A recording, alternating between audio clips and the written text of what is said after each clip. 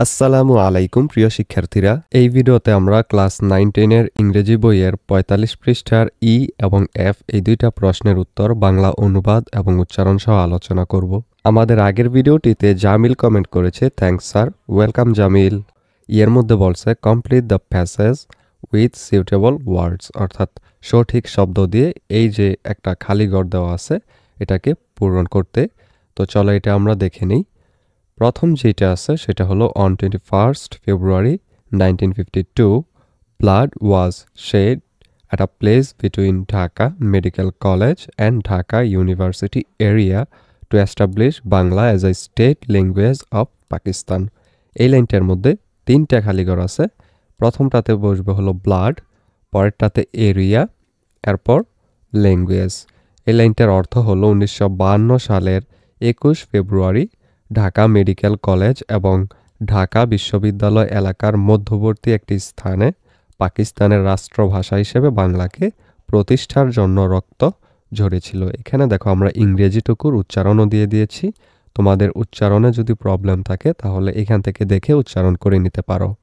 এরপর all subsequent movements including struggles for independence had their origin in the historic language movement.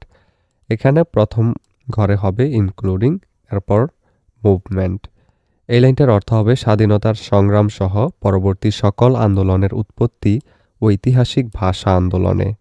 এরপর Shaheed Minar is the symbol of the supreme sacrifice for the mother tongue. এখানে প্রথমটাতে symbol, পরেরটাতে হবে for. এর অর্থ হবে শহীদ মিনার মাতৃভাষার জন্য সর্বোচ্চ আত্মত্যাগের প্রতীক।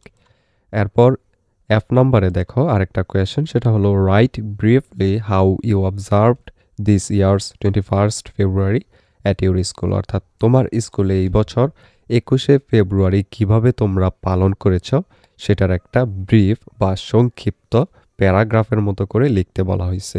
তো চলো আমরা এটার অ্যান্সারটাও দেখে নিই। এটার জন্য একদম ছোট করে শুধুমাত্র এইটুকু দিলেই চলবে। চলো আমরা এই যে এইটুকুর লাইন বাই লাইন অনুবাদ এবং উচ্চারণও তোমাদেরকে দেখিয়ে দিই। প্রথম লাইনটা ছিল যে এখান থেকে প্রথমে তোমরা এরকম একটা টাইটেল দিয়ে নিবে, how I observe 21st February this ইয়ার, অর্থাৎ আমি এই বছর যেভাবে 21শে ফেব্রুয়ারি পালন করেছি। এরপর এখান থেকে শুরু, this year our school observed 21st February with great solemnity and respect. এই বছর আমাদের বিদ্যালয় 21শে ফেব্রুয়ারি গভীর শ্রদ্ধা ও মর্যাদার সাথে পালন করেছে। The day began with a peaceful procession to the Shaheed Minar where we placed wreaths to honour the martyrs.